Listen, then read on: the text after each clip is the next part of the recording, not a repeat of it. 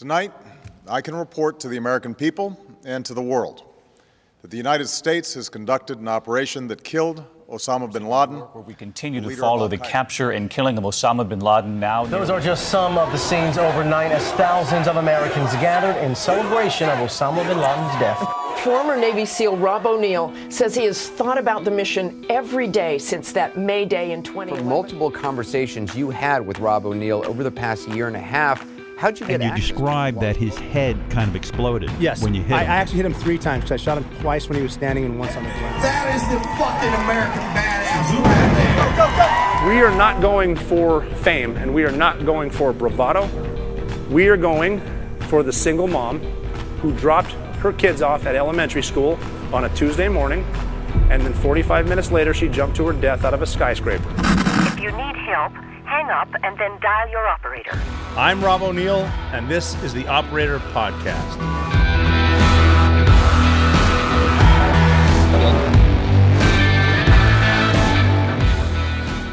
Welcome back. This is the Operator Podcast, back on video. It'll be fun. Got a good interview today. My friend from Butte, Montana. Crap, I've known him longer than I've known most of my teammates. Bill Foley is a local staple in my hometown of Butte, Montana. I was just up there, great time. We want to discuss the intricacies of what is Butte, Montana, how much fun it is in the summertime and all that good stuff too. I was just up there and I sent out an X post about Butte politics and how they're not quite the Democrats that the DC Democrats are right now. And I said something like, you're not Democrats like DC, New York, and LA. You're better than that. But the local newspaper, the Montana Standard, I have a history with them, twisted the shit out of it and made me look like I was calling Butte evil, which is not the case. But we're going to talk about a couple things too, to include the new JFK Independent Party or whatever it is that we're going to do. Should be fun though. But I mean, the point of this conversation is we're going to prove that you can have a conversation without being a dick. But that's what the local newspaper, the Montana Standard in Butte, Montana does. And that's the way they roll. So we're going to discuss that.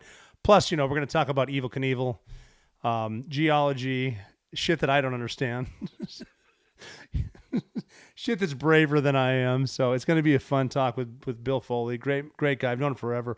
He's saying he's a 5 handicap. He played 4 years of high school golf. So we're going to talk about that too. I want to talk about the sponsor of the show first, though. As someone who's spent a summer golfing in Butte, Montana, lived in Virginia Beach during the wet heat, Texas, Nashville, Iraq in the dry heat. I mean, if you haven't stepped outside in 120 degrees Fahrenheit or whatever they use over there, you're just missing out. But I want to talk about, have you ever walked outside and just been instantly drenched in sweat? So no matter what you do, it doesn't stop. I've been there before where I'm not even sure if I like the dry heat or the wet heat better. But if you're struggling with the heat and humidity like I have great news because I've talked about Mando before. They just launched something that takes sweat control to the next level. Introducing Mando deodorant plus sweat control solid stick. And that's 72 hours. I'm holding them up for you right now in case you're watching me. 72 hours of it's like double protection. Finally, when you get odor control, you'll love Mando plus powerful sweat control. Don't wait. Grab yours at shopmando.com and experience the double protection of Mando deodorant plus sweat control. I love Mando just because it feels very comfortably. It feels very, very comfortable or comfortably, but it smells awesome and you get extra benefits that, when your wife walks into the room and smells it, she's going to love you. One swipe and you're good to go. It's clinical strength sweat control. This isn't your typical type deodorant. It's clinical strength, 2 times better at controlling sweat than the standard. It controls both sweat and odor. 72 hours, like I mentioned before. And after just 12 hours, underarm sweat was reduced by 92%. This stuff works. This is really, really good stuff. Premium ingredients. Unlike other deodorants loaded with chemicals, Mando uses only premium ingredients like gentle mandelic acid to keep you fresh and dry. It tackles both odor and sweat. Double protection. Mando Starter Pack is perfect for new customers. It comes with a solid stick deodorant, cream tube deodorant, 2 free products of your choice, like the mini body wash that I mention all the time in the deodorant wipes. That's for you that need your Ranger showers, your little fobbits, plus free shipping. As a special offer for our listeners, new customers get 20% off site-wide with our exclusive code. Use code THEOPERATOR, one word, THEOPERATOR at shopmando.com for 20% off site-wide and free shipping. That's 20% off site-wide and free shipping at shopmando.com. Code the operator, SHOPMANDO.com. And then support the show by saying you heard about them from the Operator Podcast. Shopmando.com. Code the operator. Smell good. Okay, here he is, the man, the myth, the legend, Bill Foley, the only dude I've ever asked for a bio, his resume, and he said, what'd you say? The best looking man in Butte, Montana, and extremely humble. Yes, but I think now that I'm on video, people probably see right through that first part of that. That's why I do a strictly audio podcast. Well, you know what I've learned is I do I put the lights on above me and I wear a hat, so you can barely tell. Yeah. Well, I usually wear a hat, but I just got out of the showers out cutting the grass, and my daughters tell me I'm going bald. You're nothing like a daughter, like dude. Nothing like a daughter to make to bring your confidence level right back down. Right, and they don't even hold back. Like which daughter? How old is she? Well, I got a daughter who's 21 and a daughter who's 15, and they're both brutal. Yeah. They would. They my daughters see my head. And they hold, and I'm talking. I've got 20s and a 15-month-old, and they don't hold back. Yeah, I was doing speaking for the Mariah's Challenge banquet last month, and I was getting ready, a little nervous, getting ready to go on, and my 21-year-old daughter sends me a text, says, "Dude, you're going bald." they don't even make it. It doesn't even count. Yeah, they just kind of throw it at you. That's BS. Yeah. Okay. We were going to talk about something first, but you mentioned Mariah's Challenge. I just went up to Butte, Montana. Well, flew into Bozeman, went to Butte, golfed in Anaconda at Old Works. Can you explain Mariah's Challenge? I think that's important to get some awareness of what goes on there with Leo McCarthy and his family. Yeah, and it means a ton to me because on October 28th, 2007, Mariah and 2 of her friends were run over by an underage drunk driver. And that was actually the night I decided I stopped drinking because it just kind of sucked the fun out of it. And plus, I kind of looked in the mirror and realized I wanted to be a better example for my kids because I was kind of a jackass back when I drank, which I think we all are. Every single one of us is. No one's ever woke up the next morning and said, "Man, if I would have just had 2 more last night, that would have been amazing." Yeah, no kidding. So, but at this funeral, Leo told Mariah's friends and her sister's friends that if you don't drink and drive, you don't get in a car with someone who's underage drinking, you don't drink underage, I'll make sure there's college money for you there. So every year they've given out $500,000 in scholarships since. And I know, Robbie, I believe you paid for one class yourself. Yeah, I did. I think it's important. I mean, it's, Butte America, let's not bullshit ourselves. We've all had issues with alcohol, and there's nothing wrong with giving back. And I think giving the kids something to look forward to is, a scholarship helps. I mean, as a father of God knows how many kids, a scholarship's nice every now and then. Yeah, and it's good that there's 17, I think, this year. All got $1,000 scholarship. It's not, unfortunately, it's not bigger than that. I'd like to give them $1 million, but yeah. But what incredible courage it takes for kids to go through high school without drinking or, Oh, yeah. When our culture in Butte, there's not a lot to do. The mall, the movie theater doesn't let kids in under 18 on Friday and Saturday nights. There's no mall to go hang out with. There's just not much to do. We're telling our kids to go drink. So these kids they're looked at as nerds and geeks for not going out to the parties. And it takes a lot of courage to do that. No, it 100% does too. Yeah. You can't get in the movie theater under 18. Yeah. Well, they won't let you unless you have an adult. They won't let the kids, like my daughter tried to go, like she's 13, 14, 15 years age.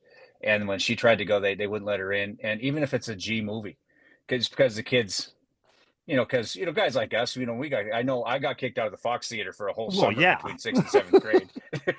But I mean, let's be honest. I don't think there's a 14 or 15-year-old girl that wants to go to a movie with her dad. Like, I really don't. No. It should almost be like you can take them and like escort them and then let them go with whomever. That just seems weird to me. And what's up with all the restaurants being closed on Sundays and Mondays in Butte? I tried to get a pasty and I couldn't get one. Joe's was closed on a Monday. Yeah, it's COVID changed every kind of deal. I think we're still kind of living in that. People saw that they got by with less hours under COVID, and you see that like Walmart in Butte now is not open 24 hours, closes at 11. At 11:15 you can't go to any grocery store in town that I know of. Maybe Safeway downtown is open. I don't know, but it's tough to go anywhere. But I think it's part of COVID. Yeah. Okay. We're jumping around because we're both Butte boys. Yeah. I need to back up here and there. Not everyone knows what a pasty is. They think we're saying pastry wrong. Can you explain a pasty to us, please? Yeah, where did it come from? I can't even think where it's an old it's a bunch of meat, potatoes, and a bunch of other crap inside of dough, cooked basically. I wouldn't know how to make one to save my life. I just know my aunt, I'm related to Nancy McLaughlin, the late great Nancy McLaughlin, had Nancy's pasty. So I of course, yeah. But it's something everybody's grandma had made and everyone's mom made. I'm sure Miss O made a few pasties for you guys back in the day, and I know Grandma Diane Orr made his good pasties for you. Yeah. Well, burnt a couple of them, but so the meat pie, that's sort of isn't that like a mining tradition? Because I think they were Cornish pasties. Cornish pasties. Yeah, but then there's like a way you could doctor them up, like for the miners, because you get it in like the foil and you bring it down there, and there's a you eat like a sandwich kind of. Yeah. What do you? Or you can put gravy on it. I never ketchup though. Anybody puts ketchup on it they're just not right in the head. Oh, dude, I got one for you. I do gravy and cottage cheese. Cottage cheese, huh? Yep, yeah. And pepper. Yeah. And pepper. Sounds gross, but it's delightful. You go to the Mac to watch Butte Central games, you get the best pasty in town. They have pasties at the Mac, huh? Really? They have. It's the best. It's one of the best restaurants in town when the Maroons are playing. Really? Yeah, it's incredible. You can get pasties, all kinds of things. Yeah. And then and again too, because I have a large audience. The Mac is the Maroon Activity Center where the mighty Butte Central Maroons play. The mighty Maroons. And that was predated us. So we played. You played. I played freshman games before I got cut at the Civic Center, and you played a lot at the Civic Center. Yeah, but you were. Yeah, but let's be fair. You're a 4-letter golfer, and I still can't. I can't hit a driver. What's your handicap right now?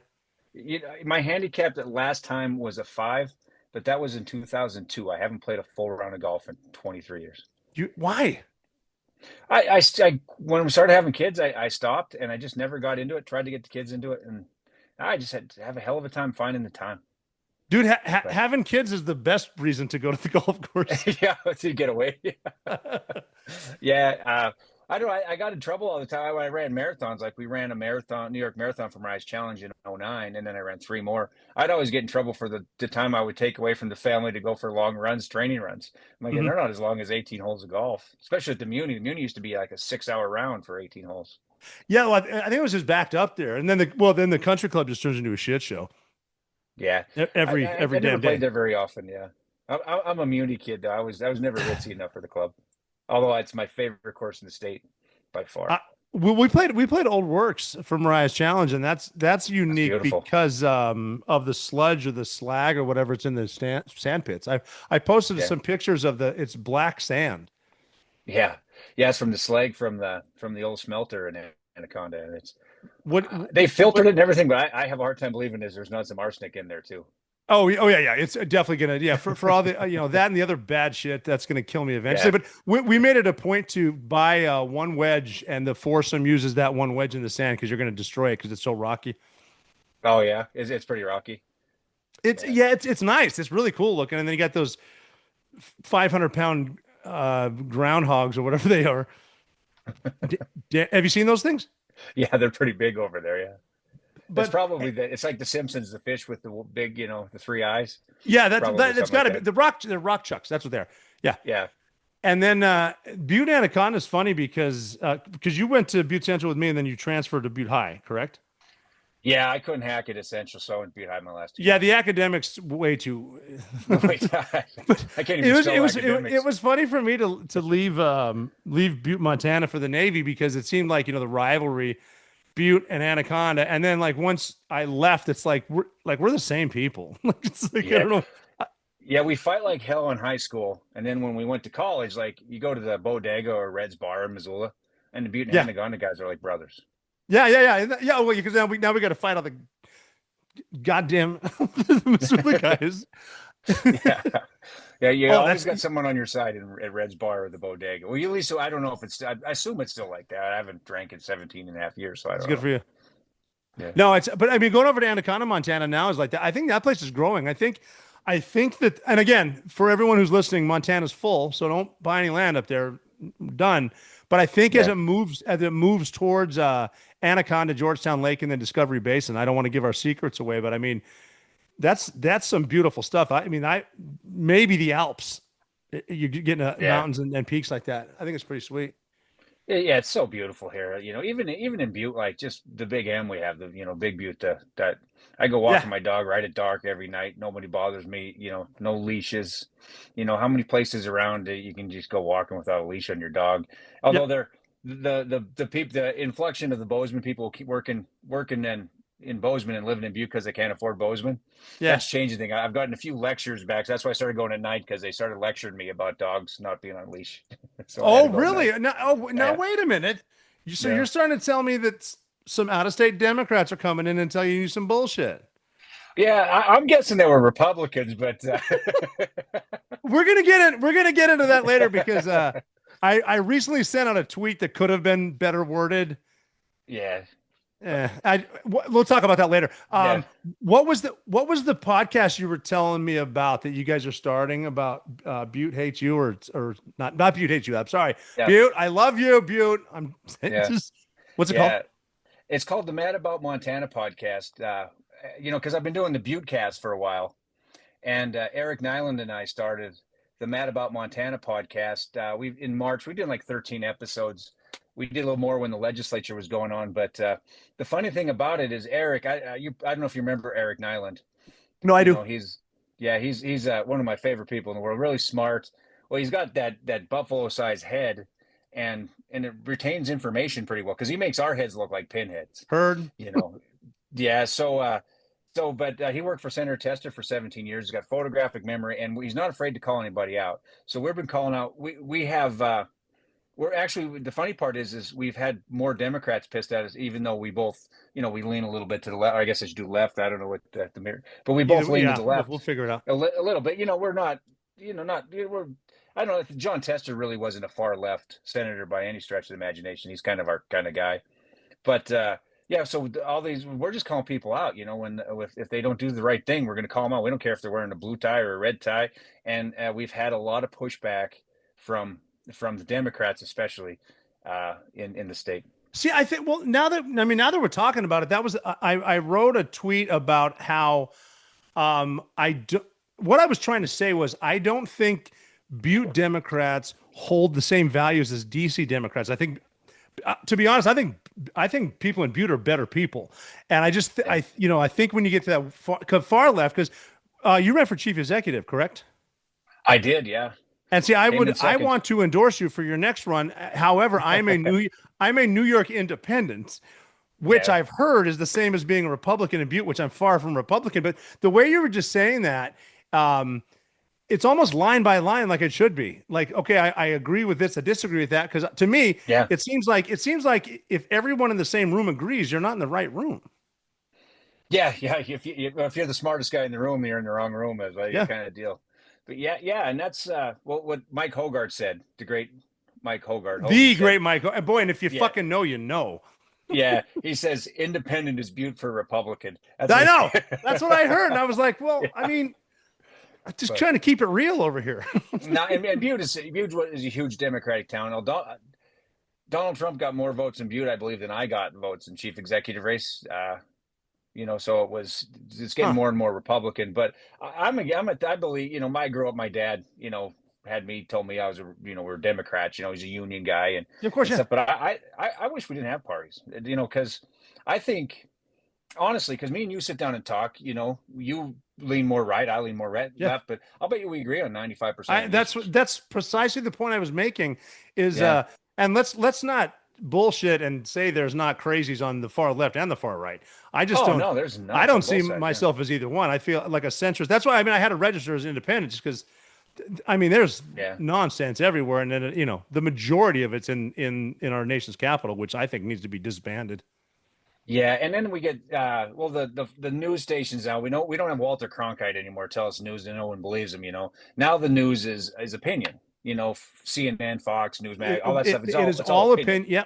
Yep. Yeah, so there's just no straight reporting, and that's what we need more of that. And then I think social media is where people go on Oh God. and just argue, and it never adds in. And I get sucked up in that. I've lost a few friends because, especially during COVID when there's nothing to do, I got a little self-righteous a few times. I lost a couple friends. I think we've all been there too. It's yeah.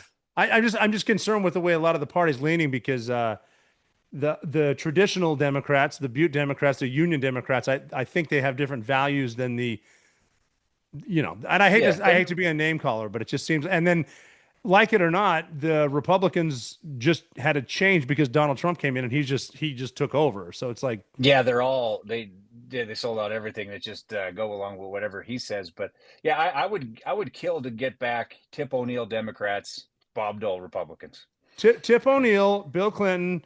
There was a balanced budget in 2000. I don't understand the problem with that. Newt Gingrich, Tip O'Neill, and like other guys building up to it. So I said Tip O'Neill wrong. I meant Newt Gingrich. I'm going to get so much shit for that. But once you could reach over the party aisles and do what's best, I think, for your constituents, it's going to be a better place. And it just right now, it seems like you cannot vote with one side or the other I think one of the points of my tweet was, I would love to see Democrats get some leadership back, just to help with the lunatics. yeah, and I would say that probably could work both sides. No doubt about it. You're not wrong. We don't have good leadership. This past legislative session, we had it was kind of a weird thing in Montana because we had like 9 Republicans who voted with Democrats, and then they got censored from the Republican Party, because they voted with the Democrats. But so these Democrats are working deals and they're selling off, clean water, and they're doing, different things they're supposed to believe in. They sold them off just to pass their own pet projects. A lot of them did. And then what happens when Greg Gianforte gets a bill that passed on his desk? Well, we're going to cross that line out. We're going to veto this part, this and that. And they got taken for a ride, and the extreme right guys, they got everything they wanted.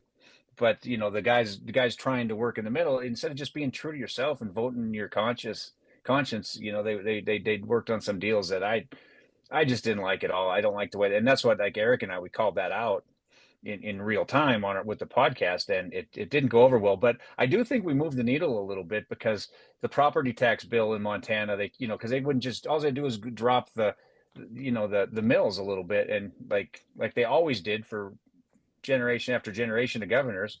And I think we got them to move a little bit on that, although it's still a shitty bill. Well, and they're usually shitty bills too. Like you're saying, though, the pet projects and the pork need to go away.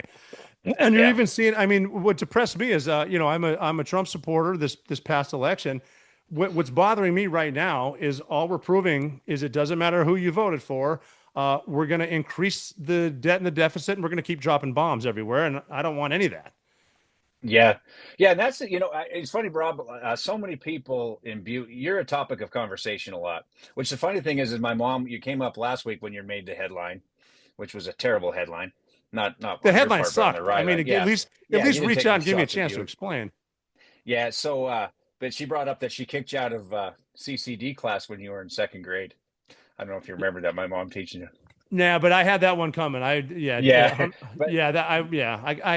I've had a tendency to have a big mouth most of my life, so it's bitten me. It's bitten me in the ass. But a lot of people think, oh, Rob, look at what he's tweeting this. He's just this extreme right wing nut. And I'm like, you ever just talk to him, or more importantly, just listen to his podcast? You listen. I mean, in a tweet, we can all kind of sound off a little crazy when we're trying to cram it in there, or you don't get your whole point across. But I always said, like, long term.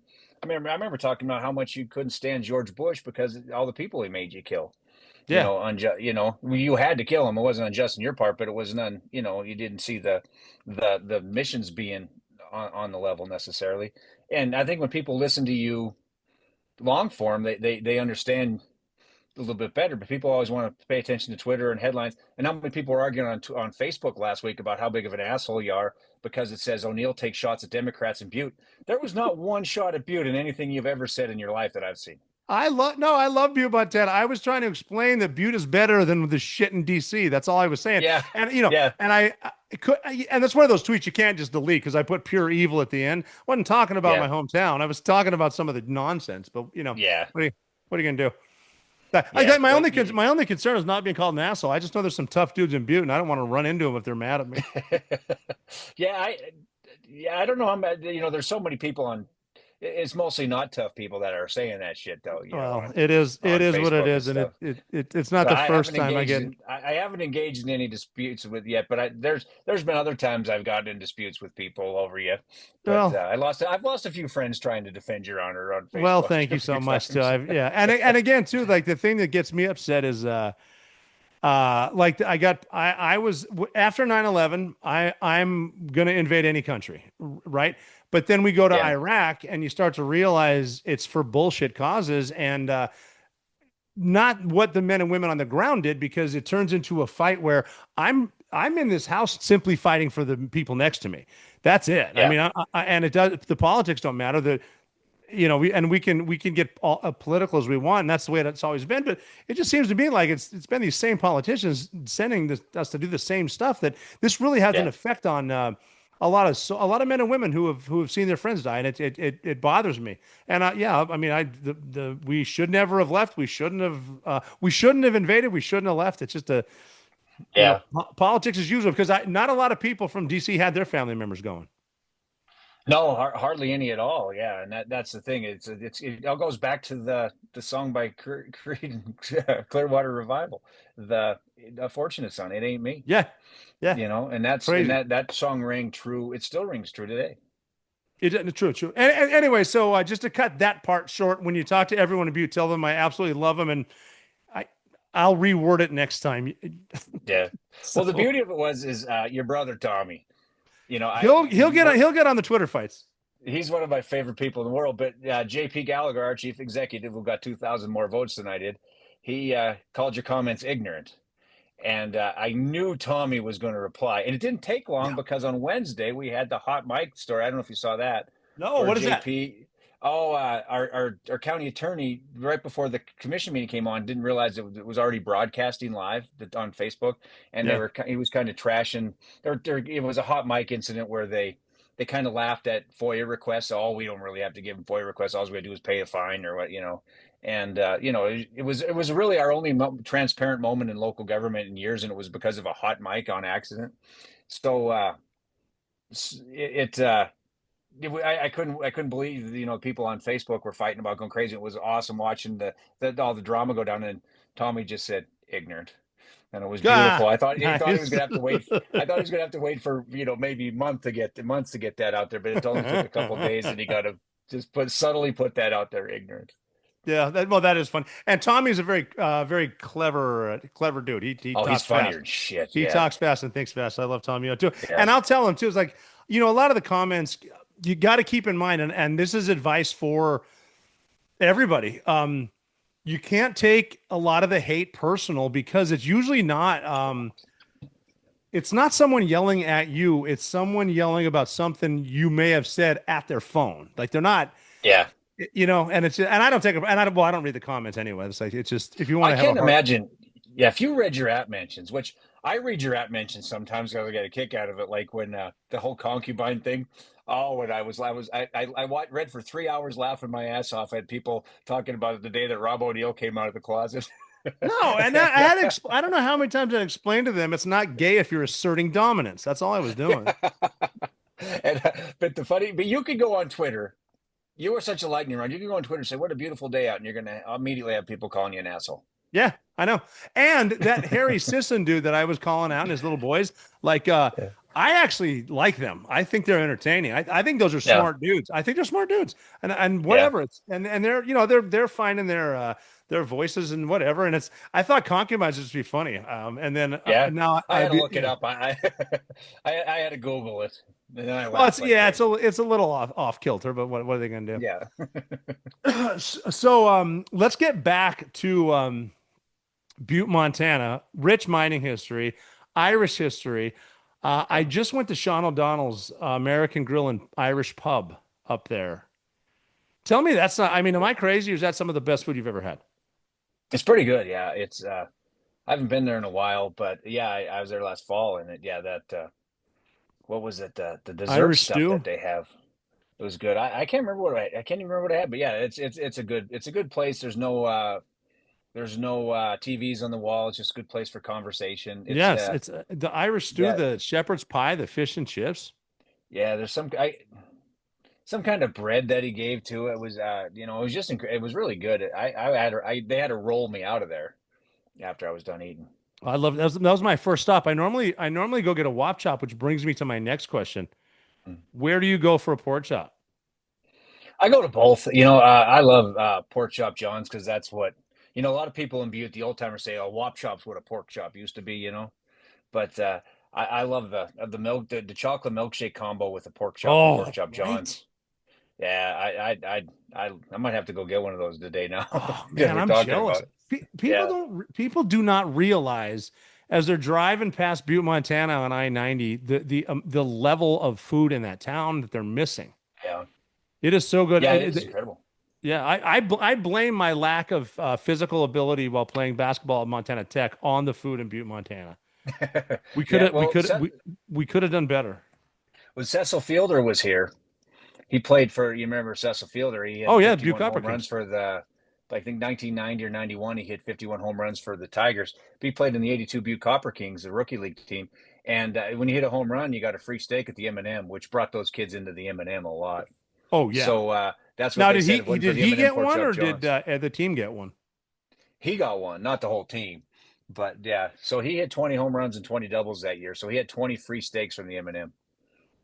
That's Which, insane. of course, Oh, a free is steak from the that's M&M back in those days was $3.95. oh, and that's when Elsie was working. Elsie, yeah, I can great still on a Elsie. quiet night hear a young ground round cheese D gravy on the Browns. Yeah, we went there one time on. It was right before St. Patty's Day in '97. I took my roommate from Boston there, and I was telling him about how great the burgers were there. And we went there, and it was only a T-bone night. I said, Elle said, "What do you have, hon?" I said, "Well, can we get a cheeseburger, else?" And she says, "All we have are T-bones." What do you have, hon? And the next day, I heard my roommate talking on the phone to his mom. Says, "You'll never believe this. There's a place in Butte, Montana, where the only thing you can order is a T-bone The steak." only thing you can order is a T-bone. Oh, I love that place. Do you know the history about it? Because I'm pretty sure the M&M didn't lock their door for 100 years. They didn't and I was there the day that it was the saddest thing ever. We were drinking there that day before it closed, Hmm. and they couldn't lock it. They had to find a chain and a padlock to lock the door because it had never been locked. There was never even a key for it. And then they locked it, and it was never quite the same after it opened. It was a great place, and it's a great place now. The place next door after it burned down, they call the M&M. It's not It's like not the the old same. M&M, but it has the M&M type feel, and it's a nice establishment. It's worth going there. The food's good, but there's nothing like the old M&M where you might be sitting next to a hobo on one side and a district court judge on the other. That's true. Yeah, that's happened. I actually literally been in that situation. No, I know that's happened. Mhm. Well, the history too with all the prohibition, the underground speakeasies, Yeah. and they're starting to reopen those, aren't they? Yeah, well, that's where I had you on my podcast, the Buttecast. No, yeah. And they had the 51 below, which is kind of cool. Of course, it's not really. It closes at 11. It's not the same, but it's really cool atmosphere to go down in that. But yeah, the speakeasies were. They discovered several of them when they would go down in the tunnel underneath Yeah. the sidewalks to redo them. They discovered a few of them, and I think that's how like a couple of them came apart. It came to be again like that. And the 51. If you get into Butte, go to the 51 below. It's really cool. You got to dial 5 on the rotary phone to get the door to unlock. And they have video of all these kids pulling out their cell phone and pushing 5 because they have no idea. They have no idea how to dial 5. That's so awesome. No, because Yeah. I remember you, because you said that some of the district judges, because the old courthouse was right across the street from a speakeasy, and so the judges would be up there doing prohibition allegedly, and then as soon as court's out, they go right down there to speakeasy and they start boozing it up. And I'd heard, and there's secret doors so that when the cops raided it, the cops that were inside drinking would leave through a secret door and get in the back of the train and clear it with the cops that weren't drinking or some shit like that. Yeah, and a lot of times their main problem was that the FBI or the national cop. I don't know if it was FBI. I'm not sure if it was FBI yet or not then, but the cops come in from out of state and bust them because I think a lot of the local judges and cops would just turn a blind eye to a lot of that. But because there's a story and I think it's in Mile High, Mile Deep or Copper Camp. I can't remember. There's a story where they poured out a bunch of booze. Yeah, there's look at Mile. I'm rocking the shirt right now, dude. They poured a bunch of booze out. Feds came in and poured a bunch of booze, and people were taking anything. They were dumping their chew cans just to scoop it out of the gutter because there was all this booze running down the gutters, and people were just scooping up anything they could to preserve it. Yeah, crazy times. So now, I'm going to dip back into some Butte history because it is a Democrat town, a mining town. Late 1800s. So gold was discovered there, and then they really started to get rich off of silver, correct? Yeah, silver, and we still have a lot of silver. There's push to open a mine up in Walkerville again to go underneath, but there's a great vein of silver. But yeah, I think silver is where it really came, and then then it turned to copper, and then World War I really helped too with copper. World War I and World War II, because copper, I think the price went up, but then it went back down. What was the so right around World War I, and forgive me for my notes here, the speculator mine disaster, 1917. So that's right around World War I. Then, which what went on there? I was just up there. I went up to the memorial recently. Yeah, 168 guys were killed in that speculator fire. There was cable that they some doused with kerosene or whatever the heck they to preserve the cable, and there's it lit with, or the candle lit it somehow. A candle lit this cable and it burned off all the insulation and it started a huge fire underground, and that's 168 men died. It was the world's largest underground mining disaster, I believe, to this day. That was on June 8th, 1917. Yeah, I'm trying to look at that right now. I mean, there was how many different countries lost people. Yeah, and that's the funny thing is there's a guy, we kind of, over the last 30 years since that memorial's been up there, we heard of the names J.D. Moore and Manistogin being great heroes, and they blamed this Ernest Sewell was a guy's name who actually was, they said started it. He was German. And he actually died. He was out, but he went back in and saved so many lives, got so many people out. But he ended up dying in the fire, and he was a hero too because it wasn't his fault. It was, safety laws were non-existent then, stuff like that, and the technology at the time was not great. But a lot of people thought that it was Germans did it, because there was a lot of infighting there, and not everybody then was on the U.S.'s side during World War I in Butte, because there was they were loyal to their countries. There's a lot of Germans there, a lot of Butte was like it's kind of like a miniature New York City back then. There was little neighborhoods. There's Irish neighborhoods. There was Italian neighborhoods. There's Chinatown. So we had everything like that. It was just a melting pot. Didn't Butte, Montana have electricity before Chicago, or am I making shit up completely? I think you had Barry Brophy in junior high class. Oh yeah, he taught me social studies. I think Butte, I think Butte was like the first city this side of the Mississippi to have streetlights, and that was because they ran 24 hours a day, because all the smelters and stuff from the mines, it was just black smoke, so you needed the lights. And even in the middle, high noon, in the summertime, you needed street lights to see. Oh, is that? I'd love to go back in a time machine and see that. I didn't even know that. That's craziness. Yeah, that's why, maybe not quite that dark, but it was pretty. That's why they kept them on your 24/7. Oh shit, that's nuts. Yeah, yeah. Well, Fritz Daly likes to say we'd all be speaking German if it wasn't for Butte in World War I and World War II with all the copper production. Isn't that crazy to think of? One of my favorite sayings is it's a large planet, but it's a small world. And even back then, when we're not flying jets all over the place, it's like you got people coming from around the world there to get the minerals out of this place to help the war effort. But I mean, again, too, we've mentioned COVID. After the COVID lockdown, like, I'm not positive the world is not flat. I don't know what to believe anymore. So, just like like I said, the damn internet kind of ruined everything for us. Yeah, especially in COVID, we all had nothing to do but sit on the internet and fight and look up crazy shit. I've heard people say, I don't want another 9/11, but I want another 9/12. Like, I would take another lockdown if we all just had Tiger King and the special about the Bulls, The Last Dance. Yeah, The Last Dance. Didn't it seem like we all just got a couple days off? Yeah, we all got to watch that. Yeah, those were both great. I never ever watched season 2 of the Tiger King, but that is just crazy. That was so crazy. Every episode was crazier than the next.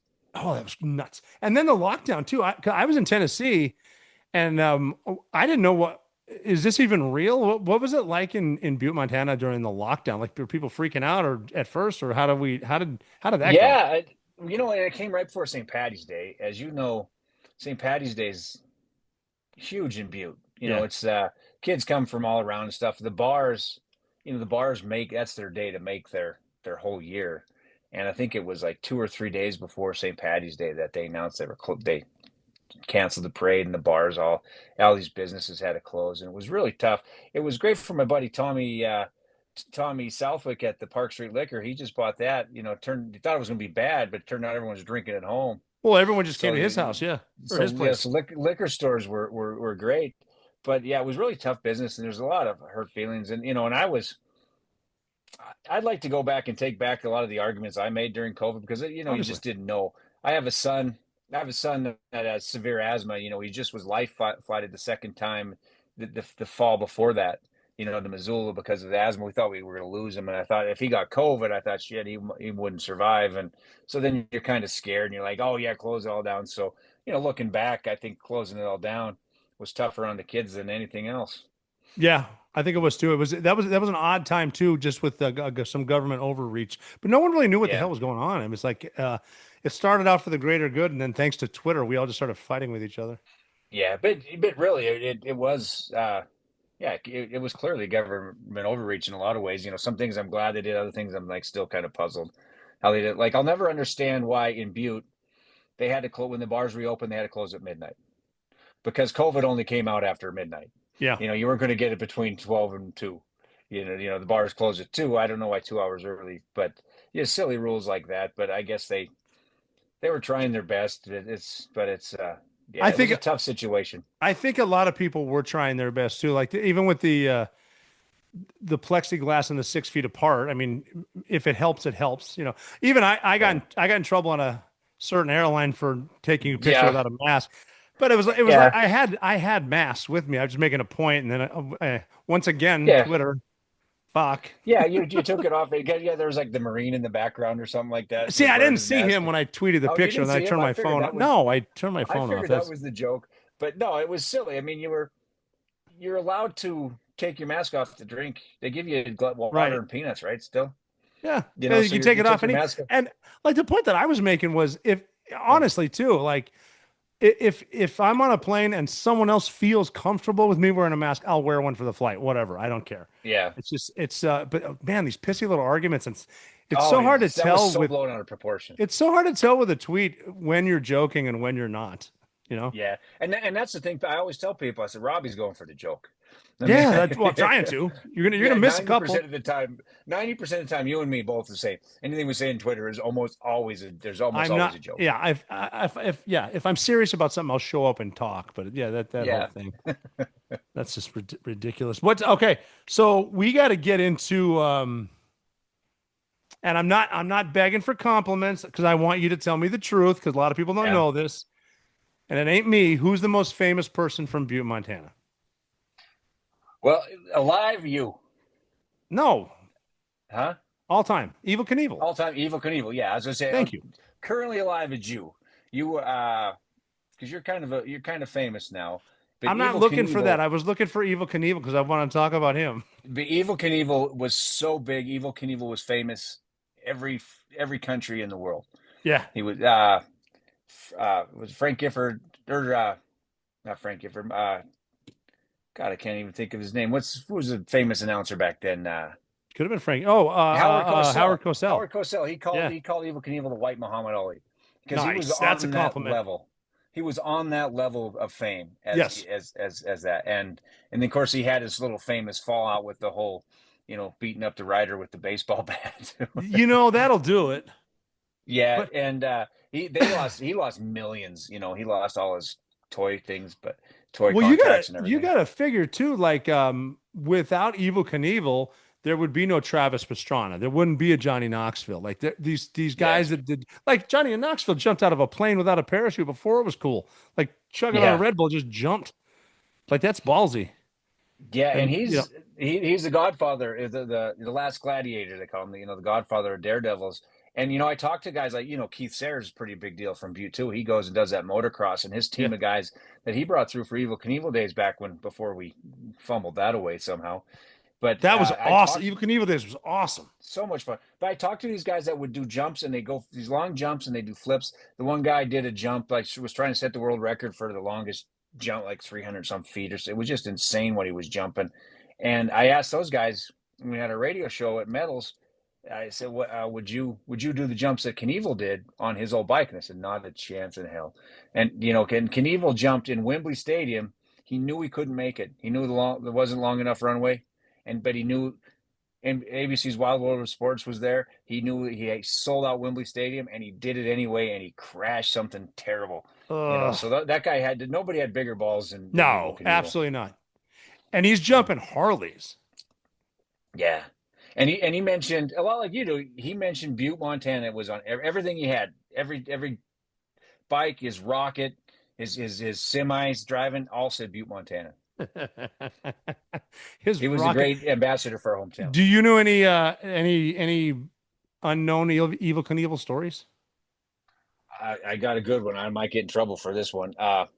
Matt Vincent, one of my best friends in the whole world, one of my favorite people. Love he Matt. was Yeah. he married Alicia Knievel, Evel's Right. youngest daughter. There's the insider information right there. I was in that wedding. I was in the wedding for those guys, and Evel was crabby as could be. It was like 4 years before he died, and he had to be in a lot of pain from all the injuries he went through in his day. But Matt wanted to write his autobiography for him, and they were trying like crazy, but they couldn't because Evel sold it like 5 times in a bar, and every time he tried to write an autobiography, somebody would go to try to go to court and stop him from writing it. But Matt, he beat the guy up over that book that was supposedly said stuff about his mom, but he had never read it, which is kind of funny because I get people mad at me for columns that I wrote that they never read, and they thought I said something. I didn't say that. So he pisses away everything.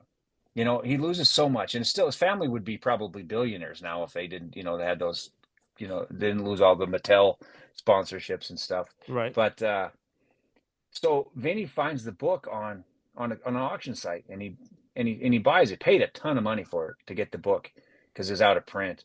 And he got it and read it, and he made Evel read it. And like months go by, and Vinny gets a call from Evel and says, "Geez, Matt finally read that book, and you know what?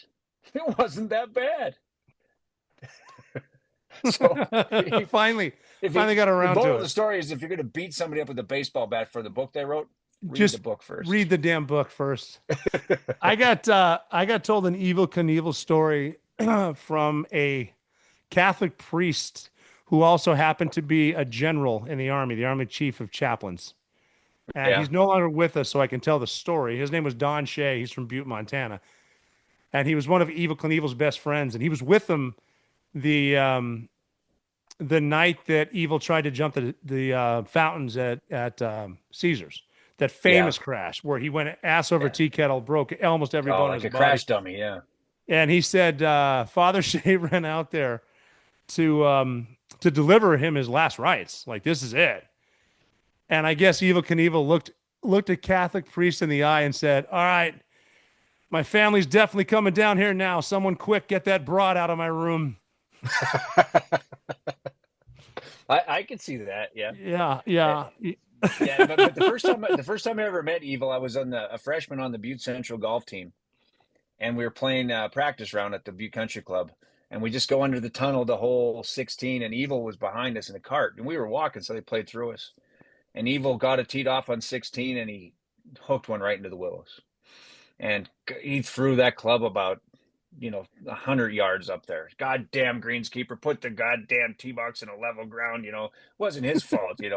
So then No, he got a absolutely not. mulligan. That didn't count. It was the greenskeeper's fault that he hooked it into the Well, willows. obviously, every time. So then he tees off with his 3-wood. And we're laughing like crazy. I'm with TJ Harrington and Mark and Mike McLaughlin.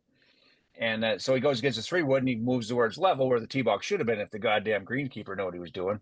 And he hooked that son of a bitch, the same exact shot, right into the willows. He threw the 3-wood out there and he was throwing a fit, swearing and all kinds. And then he went out and dropped the ball where he should have hit it in the first place and played it from there. So it was a thing of beauty. That is too funny. Yeah. Evil Knievel, Butte, America. So you're a sports writer for a while. Do you still do that? I do a little bit of writing. It's kind of hard to retire as a sports writer when you have a website still because there's such shit coverage of local sports around here anymore. Know, TV does what they can and stuff. There's just not much, so I had to do a little bit more. But yeah, I've been a sports writer since my first job out of college was the Moscow Pullman Daily News and started in 1998. Then I went to the Montana. I tried to get a job in Boston, moved out there, maxed out my credit cards going to Fenway. And then came home and worked at the Standard. It's funny, as I got a call one day, I can't remember what year it would have been, but I'm sitting at the sports desk and I answer the phone, and it's a guy named Tom O'Neill wanted to report that his son, Robert, just graduated from Navy SEAL training. And so there was a little blurb in the Montana Standard that was written by yours truly. Well, that's awesome. That my father's gotten me in trouble more than once for telling news reporters about what I've been doing. Yeah. You probably didn't necessarily were supposed to have that, right? Yeah. Well, we caught an oarfish when I was in second phase of SEAL training. So I'm not even close to being a SEAL yet. I'm just halfway through the first part. Yeah. But an oarfish is a 27-foot long head with a snake's body, and they're deep sea fish. And we found one on the beach, and we were holding it, and the local marine biologist came in and took a picture, and somehow my dad got the picture, and somehow he got it to the Montana Standard, and then somehow that got to San Diego, and it said Navy SEAL Rob O'Neill from Butte, Montana, third from the left or whatever.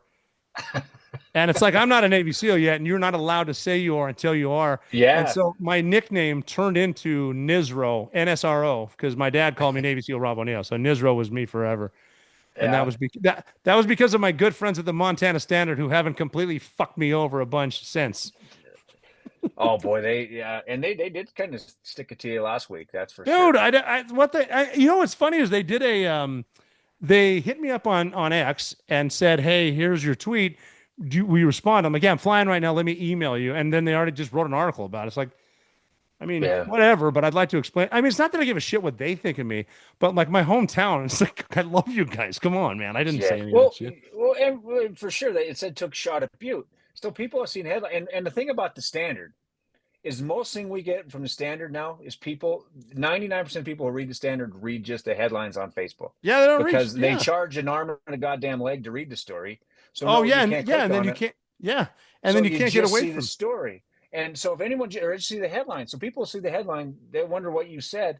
It's like the Jim McMahon when he went to the Super Bowl. The story came out how he called all the girls in New Orleans sluts and whores and all this stuff, which he wasn't even out that night. No, but it turns into that, and everyone's on you like you said something about Butte, and you didn't. And I'll tell you that tweet didn't say anything about Butte. I don't think they even reported my retort that I wrote to them. I mean, I'll give you just a brief. I said people in Butte have much better values than the Democratic Party in New York, Washington, D.C., and California. They don't believe in the same crazy stuff coming out of the Democrats in D.C. Most people in Butte have a problem with men sharing locker rooms with their daughters. Most don't want men beating up women in sports. Most people in Butte want law and order and secure border. Most people in Butte don't want to be overrun with migrants and crime, even though it's coming.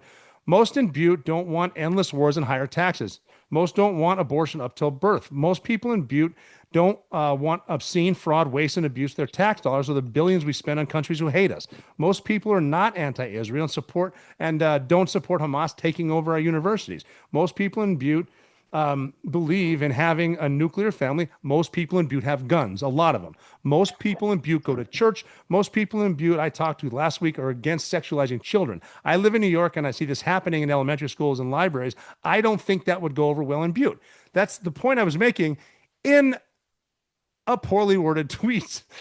You know, I don't, and again, some of these things we will disagree, but the point I was making is people in Butte are really good.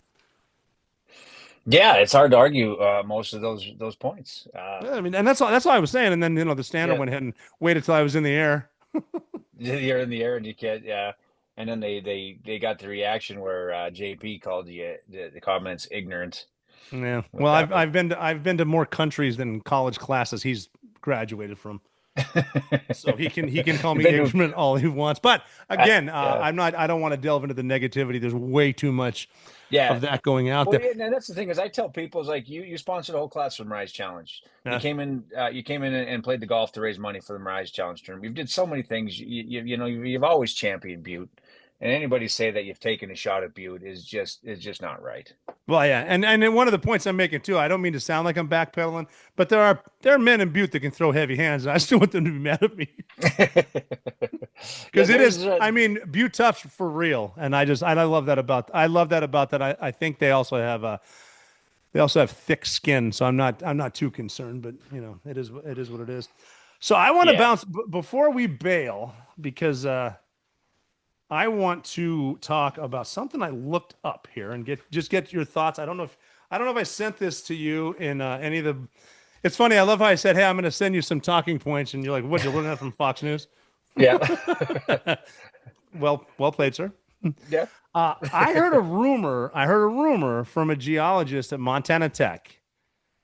And can you please explain what Montana Tech is as far as engineering? It's like the mecca for engineering, right? Yes. It's the greatest engineering school. Yes.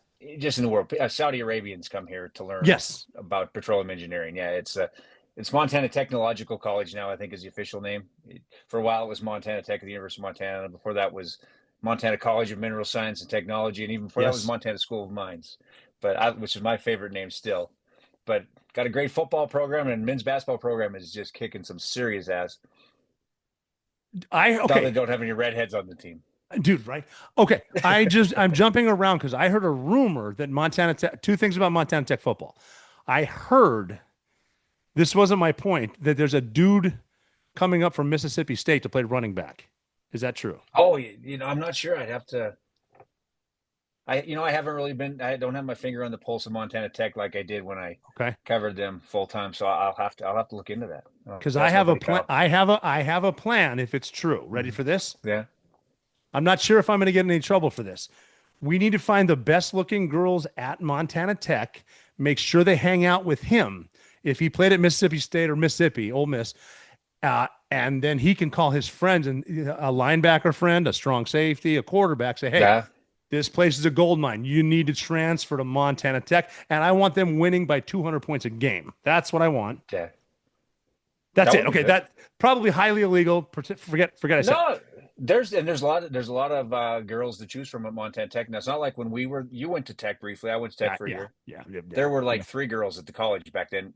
Whatever the volleyball and basketball rosters were was about all that we had. But it's about all they had. Yeah, I had me, Zeke Bambolo, and Reno Olsen. That's all we had. Yeah.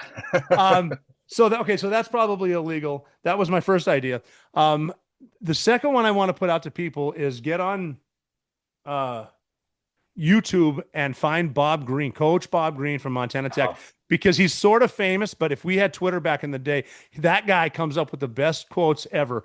When we golfed at Mariah's Challenge 2 weeks ago, he said the funniest thing I've ever heard. He said, "What's the course record and where do you rent clubs?" That's just funny. That's funny. And he is. And one time I didn't have a lot to do at work, so I figured I'd go through his best quotes of the year. The best quote, and I was like 2003, and I said, "Well, what should we call them?" I said, "Well, Yogi calls them Yogiisms, so we're going to come up with the original term and call them Greenisms." So that's where the term Bruce Saylor and I came up with the term Greenisms at the Montana Standard, and we ran the quotes. And then the next night, the TV girl stole their idea and ran it. And then every year these guys started running the best quotes, and they're all on YouTube now. And he had my favorite line that he had, though. He had his mixed emotions, like seeing your mother-in-law drive off a cliff in your. That's my favorite. Yep. But my favorite line was one that he didn't even say to get on the paper or anything. He was trying to get these guys to line. Of course, Coach Green was a Marine. Well, still is a Marine. I get you once a Marine, always a Marine. They kind of said the True. Marines say. Yep. But he was a Marine, and he fought in some serious combat in Vietnam. Yes, he did. You know, great American hero, Coach Bob Green. He's salt of the earth. I've never met a finer guy than him. So they're on the hyper field there, right below the hyper complex, practicing one day, and they're trying to get a lineup for drills, and they wouldn't line up. Just like after the game, wouldn't line up. And Coach Green says, "Man, it's a good thing you weren't with me in '69. I wouldn't be here." And, you know, it was the funniest thing. It was right off the top of his head. And that's how, you know, because a lot of his lines are stolen, but he comes out, it's like a computer. He comes out with them at the perfect time. Yeah. And that was an original line he came up with. And it was just beautiful. And he's, of course, anybody to know Bob Green is to love Bob Green. The way he yells, because he's loud because he's deaf. Like, he got blown up so many times in Vietnam. Yeah. Mariah's challenge. I mean, now the Bob Green stories are coming out. He was driving because, like, you're starting to scramble and everyone's going to the hole where you're going to golf, whatever. And he was driving past a ladies' foursome, and he just goes, "Attaboy, girls!" Yeah, yeah, that was the line. I used to love that. Seeing the freshman volleyball players the first time he'd go be at a game and they'd hear that, they'd say it. He'd yell, "Attaboy, girls!" And the girls would just both sides. But he's got that positive energy. Seriously, Bob Green are awesome. Go Bob Green. Oh, no doubt about it. He got us out of practice. I played basketball for Coach Dessing, who is notorious for. That's when I made a comment earlier this podcast about. I wish I would have been in better cardio. I'm getting crushed at, Tom Berg's Butte Central Maroons were nothing like Rick Dessing's or Diggers. And we're getting destroyed. Bob Green, he just running his mouth, walking across the basketball thing and whatever. And something about a hook shot. And Dessing threw Coach Green the thing. He's like, if you can make this 50-foot hook shot, practice is over. Nailed it. Oh, yeah. That's his favorite shot to shoot when he played noon ball up there. Yeah. Oh, yeah. I remember that. 3-point hook shot from the corner. Crushed it. Yeah. Crushed it. All right. So we were talking about Montana Tech engineers. Here's a rumor I'm going to start. Because I'm not going to say who the guy I was talking to is. I don't want to get him in any issues. But I heard okay. Can you tell us what the Berkeley pit is, please? Oh, it is a giant pit that they started. Well, we used to have underground mines, and then they decided open pit mining is easier. So the Berkeley pit is so big. I can't remember how many Statue of Liberties you could put into it and wouldn't get a top. And it was just a giant mammoth of a pit that's dug right in town. I mean, it took up half of Uptown Butte. Mm-hmm. And then in Earth Day 1982, as our buddy Fritz Daly would point out, ironically enough, they shut off the pumps when they closed the mines down. And it filled up with water. So now we call it Lake Berkeley. It's filled almost to the brim, and the water's always going to be blown into it, but they pump it out, treat it, and put it into the creek. So send it to Missoula for all those fake environmentalists down there for their water. But I told you you're not a Democrat. I would like to think that when we start this JFK Independent Party, me and you could be a pretty good ticket. I'm telling you, I'm in. I told you I'm in. All I got to do is win over the entire mining city again. Anyway, so finish up. Sorry about that. I interrupt. I'm an incessant interrupter. It's okay. Yeah, it's just a big former pit, and then there's a pit they're actually digging in. I think they call it the East Butte pit. There might even be two pits they dug there. Montana Resources runs now the mine. They dug again and next to it. But yeah, it's just people come pay $2 to walk through the tunnel and look at the pit and hit the recording that have Connie Kinney, the former the late great Connie Kinney, the former director of the Chamber of Commerce in Butte, tell the story about the pit. It's great, and it would have been a great driving range, but Matt Vincent and I almost went to jail when we hit golf balls into it in 2002 and wrote a column about what a great idea it was. We almost went to jail for trespassing. Come on. They've lost hundreds of thousands of Canadian geese flying over there because they landed. Yeah. I kind of forgot about How do you forget that? So you got all these sounds like Star Wars. Like sometimes from my house, I live uptown Butte over close to the AM, and you can sometimes at night you can hear the Star Wars sounds because they're making all these noises to try to keep the geese out. But yeah, they got fined big time. 2 different times they landed. And the funny thing is, Sandy Stash was the spokesperson for ARCO back then, Atlantic Richfield Company, which is now British Petroleum. She said that they ate bad Canadian grain and then just happened to die in the world's largest Superfund site. Yeah, that's what happened. Yeah, they got poisoned and then they landed there damn Canadian to grain, die. Yeah. Leave it to the Canadians. America's hat. That was crazier than the space. The was it the Jewish space lasers? I think the Canadian grain was she was Marjorie Taylor Greene before Marjorie Taylor Greene. That's funny. Oh, that's funny. Yeah. So anyway, I heard a rumor that they're gonna try to go back in there because they're finding hydrogen-3, known as tritium, in there. Really? And tritium is a rare and radioactive isotope of hydrogen that is used to help with the intense supercooling of computers for artificial intelligence. So, and again, this is me saying the Earth is flat too, because now China is allegedly trying to get on the dark side of the moon to get this stuff too, because whoever wins the AI wins the world. But they're finding it allegedly in the mining city, which would become the richest hill on Earth again, because a gram of that is worth several $100,000. Yeah, well, that's worth a shot. Well, I mean, I'll put on my best Canadian geese gloves and I'll start digging. I don't care. Yeah. I imagine you could. There's been people talk about mining the water and stuff, different times, but I don't think they could ever make it so it would be economically feasible. But something like that, yeah. I'm not smart enough like those people up on the hill, because they're again, I don't want to mention his name, but I ran into one of the guys that I went to high school with that is going to be that guy, like that smart dude again. And after talking to him for like 3 minutes at Pork Chop John's in Butte, I'm like, yeah, you're way too smart for me to be talking to you. I don't know. It's always good to know when someone's smarter than you. There's nothing wrong with that. There's absolutely nothing. That's why it compartmentalized with some of the missions I went on. Is like, you tell me where to go. I can carry a sledgehammer and a gun. I'll go that way. Yeah, and that's Butte tough. That's all I got. I didn't have that. I couldn't. I never had the balls to carry that sledgehammer or that gun. Oh no, it wasn't balls. I was just too dumb. I don't know any better. Speaking of which, in your book you said that there was a girl, right? Yeah. That led you there. So I was getting, Janelle Dunmire Johnson. Yeah. Davey and Billy's little sister. She's cutting my dog's hair right now, and she was told me to ask you if the girl who dumped you, that sent you to the yard. I don't. Hopefully that didn't bring up an old scar there by saying dumps. Is she the same girl that later dated the guy from? Yes. So was it David something from Full House? Yep. I don't want to mention her name. And the song that Alanis Morissette wrote was about him too. About going down on you in a theater was about that. Yeah, but nobody went down on me in the theater. No, I tried once when I was watching Forrest Gump, couldn't make it. That's as close as I got now. But yeah, no, that's funny that you knew that too. Yeah, same girl, same group. Like I said, it's a small world. That's and funny. The cool thing about, I know that girl, I might have sent me to the Navy too if she broke my heart like that. She's a very pretty girl.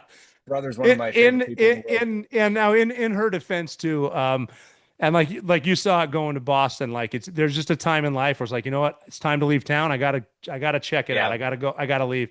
So it's easy for me just to blame her. Yeah. So the cool thing, people want to understand Butte. Here, I wanted to walk into Maloney's one night. That was our go-to place, Maloney's bar. Oh, obviously, the greatest bar in the whole planet. In the whole world. I walk in there, and there's a guy from Full House. I can't. It's not Joey. His name's Dave Coulier. He played Uncle Joey. Wasn't Joey? Was he Joey? Oh, Jesse was the other one. Yeah, he was Joey. Jesse Joey. Yeah. Because Jesse was John Stamos, and I would have dumped a girl to date John Stamos. We'll just leave that John there. Stamos, who's going to compete with that? Oh, come on, that's as good as it Dave gets. Kool-Aid's there with this girl and a few of her family members. Yeah, and there's probably a decent crowd at Maloney's. People walk in like, hey, that's a guy from Foley. Hey, how you doing? Just walk right by. Let the guy. No one cornered him. No one asked for an autograph. It was just another guy in Maloney's. He got treated like another guy in Maloney's. I thought that was one of the coolest things ever. Butte's been like that too. Yeah. I've brought dudes up there from SEAL Team 6 before, and Butte's a place where you can just go in and be a dude, and it's good. Yeah, and it was. I think he probably would have come back over and over for that, but I don't think the relationship worked out there either, though. If I'm not mistaken. I'm starting to see a common denominator. He seemed like a really nice guy. He was funny. He was a good comedian. Oh yeah, he's great. I've seen some of his stuff on TV. Uncle Joey's hilarious. Like that wouldn't be a bad way to get typecast. As like the lovable uncle. Like that's cool. Yeah. Yeah. So yeah, he was in Maloney's. I walked by, say, "Hey, how you doing?" And he's good. How you doing? That's. I didn't shake his hand. I didn't pester him, and everybody was like that. And if somebody would have pestered him, Coxie probably would have thrown their ass out. Well, yeah, Coxie was the best, man. Hell Yeah. he is. And that place too is awesome too because you can chill at Maloney's, but if you act up, you can get tightened up too. I went in there my last trip, and shit, it might have been Bob Raid or somebody. Just something funny like hey, and I'd been home in a year or two. I'm like, how's everybody doing? There's like right where you left us. Like awesome. Yeah. I did a podcast in there. I think with Coxie. I had Coxie on my podcast, and we did it live not live, but right at Maloney's. And Bobby walked in. It was like 10:30. Yeah. And Bob quit drinking. He's been sober for about almost a year now. Really? Good for him. Good for him. Yes. And so he walks in. He said the job he was supposed to do got canceled that day. She says, "Are you drinking?" He says, "Pope shit in the woods." I think. Hold up. That's funny. Yeah, Bobby Raider. He's a good guy. Actually, he's in a roundabout way. He's my brother-in-law because his father. His mom passed away. Yeah. His father married my wife's mom, and then of course, the late great Bob Raider passed away a while back. We weren't real close in that because we don't really see the mother-in-law very often. Mm-hmm. It's like, as they say, she hasn't talked to us in 6 or 7 years. Nicest thing she's ever done. But so Bobby's like my that's a line I stole from my buddy, my next door neighbor. No, that's brilliant. That's a brilliant line. But, you know what? I think I put Maloney's Bar in my book also, the operator. I think I did because when I found out what SEALs were and knew that I wouldn't make it through, I was saying to myself, well, okay, I'll join the Navy. I'll live in San Diego for a few months. Then I'll go to a ship to the fleet for 4 years, and I'll go back and tell sea stories at Maloney's. That's what I'm going to do. That's a Butte thing, and I'll get a job in town or some shit. It's just like it is. Again, the point I'm making is it's fucking home. Butte's home. Well, there's still a seat for you to come and tell those stories, Robbie. Well, I will. I just, again, I want people to read more than a tweet and a stupid headline from the Standard. Can you, in conclusion, can you tell us about, what do we call it? The JFK Democrat Party? The JFK Independent Party or something like that. The JFK Independent Party. Okay. Yeah. We don't have a platform yet, but that's where we're heading next. We're just, line item. What we think is right? Independence. Yeah, I think. Ask us how about this, and we'll tell you. We're not gonna make our argument or just join this argument and work our way back to justify that argument. We'll start from the ground up and make a real. Yeah, seriously. So so the hardest city in the state to win is Butte. So we got to go for that first. And then I say, we got to split up and take both Senate seats. Yeah, I definitely would. We could take them both now. That'd be kind of fun. And then we, the three independents in the Senate, me, you, and Bernie Sanders, can take over the world.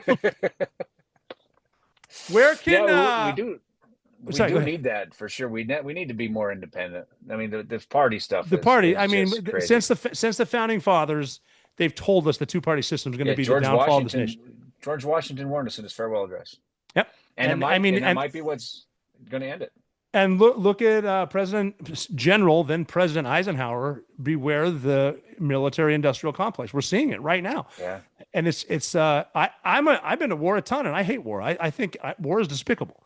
There's a means for it, but it's not every day. You don't need to be bombing everyone every damn day because whatever. That's just there are logical people that I think can. There's got to be a better way. There's got to be diplomacy, a better way, I think. Yeah, and it's kind of funny. One of the groups I run with a little bit is what do they call them? The Watchdogs, Butte Watchdogs for Social and Environmental Justice. It's Eric Nyland's in it, but Mick Ringsack, Evan Barrett, Sister Mary Jo McDonald, which is kind of funny because a few weeks ago, Eric and I were sitting at the Hanging Five eating cheese fries or gravy fries with Sister Mary Jo McDonald. It was just two goofy guys, hanging out. And Eric's talking about the times he smoked pot and stuff with Sister Mary Jo. It's just two Butte guys hanging with a nun like normal, And that's awesome. But so you got like Mick Ringsack. is Evan Barrett almost always has a Montana Democrat hat on. He was, they call him he was part of the 72 Constitutional Convention in Montana, which wrote one of the greatest state constitutions around. And then you got Mick, who is I used to listen to the radio, and I thought he was kind of nuts too, because he's always talking about George Soros paying these Democrats are getting paid. George Soros. But he's an Eisenhower Republican. He describes himself. Mhm. And Evan Barrett and Mick Ringsack are the best friends in the world. And when it comes to, they might argue still over national politics stuff, but when it comes time to standing up for the local people, which all politics, it means local, local government, if people don't understand that, it affects their life more than anything. Yes, it does.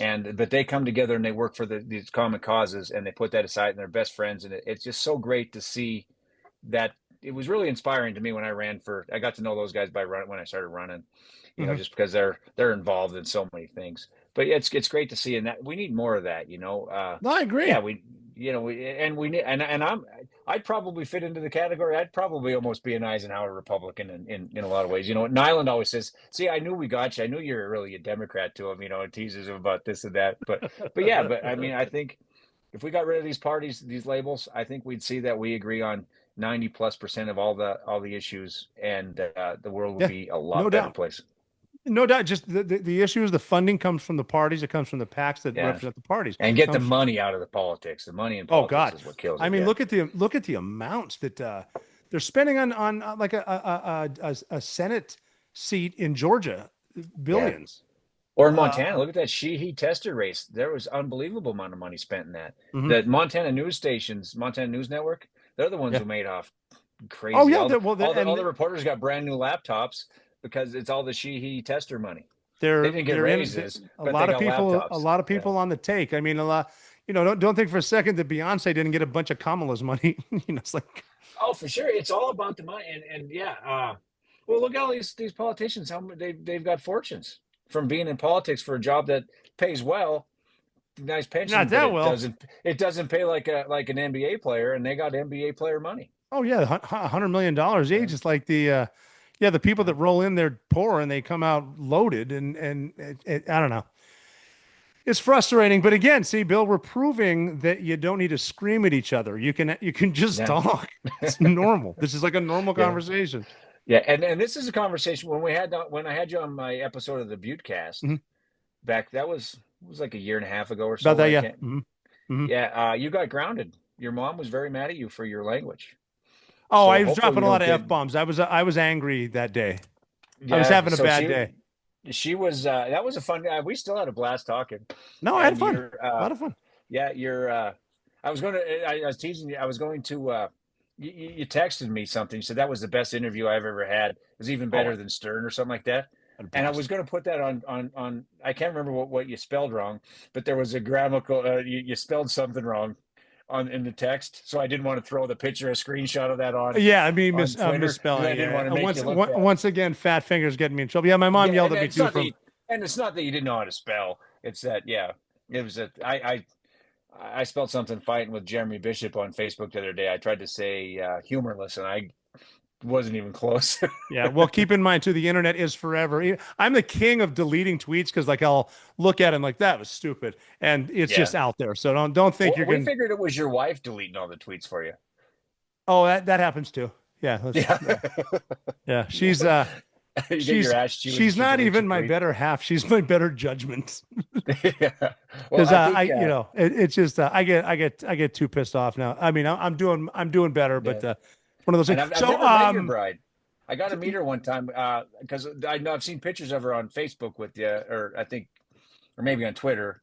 But I just know Jim Jeffries referred to her as the most beautiful girl he's ever seen in his life. She's like an 11, and then he said there was no business if I hadn't killed Bin Laden. There's no way in hell I would have gotten her. He's one of the. He might be the funniest person I know. He's funny. Yeah, his stand-up is great. He's been really good at adjusting with the times. Like he's really clever. That's a smart dude. Yeah, and all the people that that's what kills me. Is you're like buddies with Opie, Greg Opie Hughes. Yeah, he's awesome. I listen to his stuff all the time because that's the kind of stuff I want to listen to. Is Opie goofing off and doing stuff? Opie and Anthony show was my he got in trouble for radio show of all time. He got in trouble for the dropping hammers in the dumpster joke or some shit like that. Yeah, and it's silly stuff. And You I wish know, you they were know who still one of together. the coolest dudes I've ever met is Tony La Russa. Really? Yeah, just because I think baseball players are the coolest athletes. I mean, just as far as like cool, like you're just Yeah. cool. And I was throwing a pitch out at Fenway, and he Yeah, said he to was with the me, Red Sox then. Yeah. and he said nobody has ever been booed for throwing it over the catcher. Just throw it over the catcher. And sure enough, and of course I got to go up to the mound. I got to go. And so Yeah. I tried to throw it over Dustin Pedroia, and I hit him right in the mitten. I'm like, that was a hell of a curveball, baby. Yeah, he'd be the easiest guy to throw it over the head of is Dustin Pedroia. Well, yeah, See, that's what I was thinking. I was like, I'm lucky, except I'm a fan. Now I'm starstruck. And Jessica, I brought her out there with me. She's from Boston. And she kind of got nervous. So it's like a Sunday game, prime time, live. And I'm just in awe of Fenway, like the cathedral. Yeah. And Jessica goes, "Hey, don't worry, Rob, okay? You don't need to be nervous because no one's watching." I go, everybody's watching. This is awesome. This is on TV. That's beautiful. Yeah, Yeah. and those are the perks that you got to get to do that. That's why I think I told you one time, if I thought it was such a big deal to kill Bin Laden, I'd have done it years ago. But the real thing is I see your brother riding your coattails and getting to do all these things. Yeah, you do that, and so I always say I'm just so jealous of Tommy O, and I look at my little brother, and I'm just so disappointed. Bobby could have done all that stuff, and I could have, Bobby could have been a Navy SEAL, went over and been part of that years SEAL ago. team. That's too. And Is too then funny. I'd be riding those coattails. But yeah, you're like friends with the groundskeeper there, aren't you, in Boston? And you get to go to. You've been to Super Bowls. You get all that stuff. That's pretty good we've perks, had a good run. Yeah, you deserve every one of those perks, though, buddy. Well, I appreciate that. I appreciate that. I'm no Evil Knievel, but I appreciate that. Here's what I would like to conclude with. I've been saying concluding for about 20 minutes. Tell my followers where they can find you, the Buttecast. Tell them where to look, which websites, where should they go? I have, well, of course, the podcast is on, Apple, Spotify, and all that, everything, Buttecast. I also have a website called buttecast.com where I do a column. This week I wrote a column about my grandma's brother, the last of the Leeming family of that generation, who passed away last September. We had his funeral last week.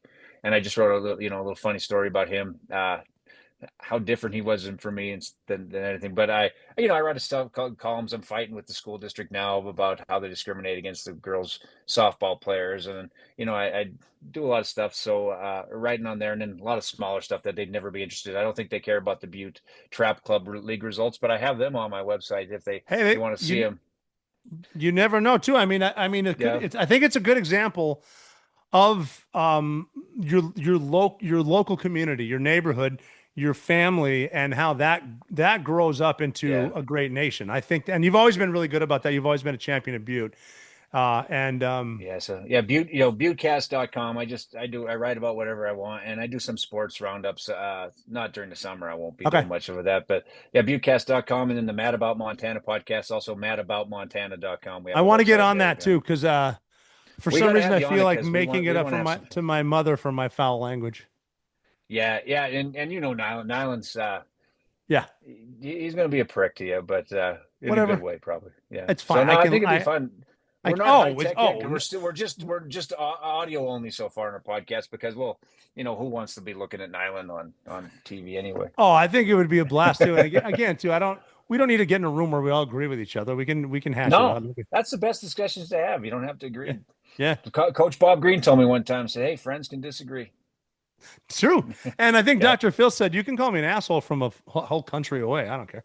Yeah. So, all right, Bill, this is awesome. I think I want to get on your podcast, and I want you to come back on this when we get more towards the sporting time of Butte. We need to keep people updated on the great city of Butte, America. Yeah. Oh, and before we go, we got to mention Tommy Malott, man. You jump on the Raiders bandwagon right now. Tell me about Tommy Malott. What a badass. And I love how they're putting him a receiver. Can you explain Tommy Malott? Yeah.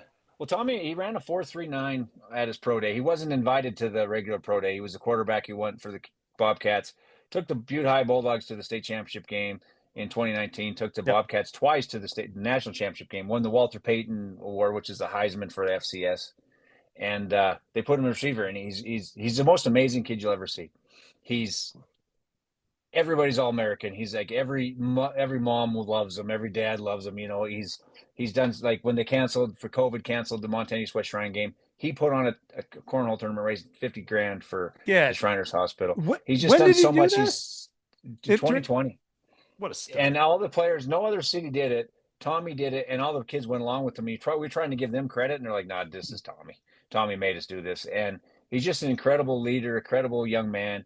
You know, by the time he was a senior in high school, by the time he played his last game as a senior in football, 3 schools already invited him to speak at their 6th grade graduation in Butte.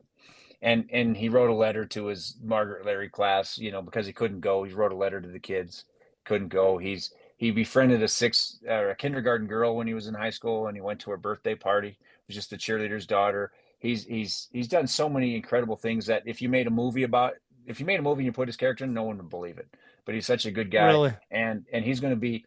Mark my words. They give him the football, he'll be in contention for the Rookie of the Year award, and he's a 6th round draft pick for the Raiders. Okay, we're watching for sure. Steal of the draft. That's awesome. That is so cool to hear that. Number 19 for the Raiders, Tommy Millott. Tommy Millott. That's so cool. Yeah, quarterback and then receiver. I think he's going to be like a Wes Welker type. Yeah, and I had receiver. him on my podcast twice, so you can check him out on the Buttecast if you want to get to know. Yeah, Tommy I mean, if you want to drop my number to him, I'd love to talk to him. That'd be great. Oh yeah.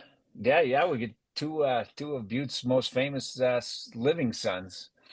Well, that's Tommy awesome. Millott, Yeah. because Tommy's going to be famous. Colt Anderson, Anderson, he's Colt Anderson was pretty big deal. Colt Anderson's again just a quality guy. Yeah, and there's a lot of great guys from, you know, a lot of people produce a lot of them. Robert Lester is one of my favorite. He's a mountaineer. He's a good guy. He did the movie. It's out there. It's called was it the Columbia River Canoe Project? Mm-hmm. You got to watch that. You know Robert, don't you? He was part of the Colt Anderson's Dream Big Foundation thing. Of course, yeah. I met him. Mm-hmm. He took a canoe. Him and his cousin took a canoe from the Chamber of Commerce. I think they went down a little bit, down by Montana Street, got in Silverbow Creek, took it all the way to the ocean, and just documented it and did a movie on it. Yeah, it's the Columbia River Canoe Project.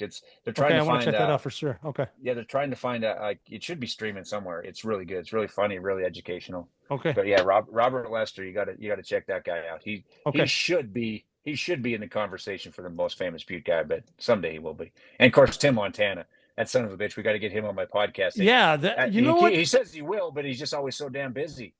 Oh, he's a busy man. He's a very hardworking dude. And then last year he was cooking meals for the firefighters down there at the Wise River Club. He's good at that too. That what we should plan. Okay, since we're talking about these dudes, I talked to Colt Anderson a couple days ago. Tim Montana I talked to pretty much every day. We got to get an in-person round table at the Wise River Club this summer. We should do that. Absolutely. See if we can get some of these dudes in there. Tim can fire up some of those Traegers they got out there, and then Kyle Reif can just rip it on stage, and then that'd be sweet. Oh, that'd be a good time. Let's plan. Let's plan on doing it, because I don't think we gave enough time to other people, but they can take some time and come see us. How about that? Yeah. What the heck? Yeah. That sounds like I'm all about it, Robbie. All right, buddy. Bill Foley, I've had a great time talking with you today. It was good seeing you. Great seeing you too, man. I love catching up. This is fun, and I'll come up with some more shit to talk about, and we'll redo it. Tell everyone, give everyone in Butte, Montana, a kiss on their fucking lips from me, because I love them, and tell them I said that. Yeah, I don't know about every one of them, but I'll remember when you're throwing, when you can move your head too. I got those guys. All right, brother. This is fun. Thanks for joining me. We'll do it again soon. All right. Thanks, buddy. That was a lot of fun. I anticipated talking about Butte, Montana, and kind of the way that it rolls up there. But then we got into some other stuff, some Evel Knievel stuff, which is fun. Some stories that will probably get us in a little bit of trouble. But some great things going on up there. And I guess one of the points that we were making was, regardless of political party, you should be able to have a conversation, which we did. I need to reiterate that I love Butte, Montana. My tweet was taken way out of context by the Montana Standard, who I've had issues with in the past, and it won't be the last time, because they're proof that even just a teeny little market like that is part of the left-wing media, where you don't need to be right. You just need to be first. And I think if you get a fair shot at anything, life is good. So just remember, don't talk shit in Butte, and then you're never out of the fight.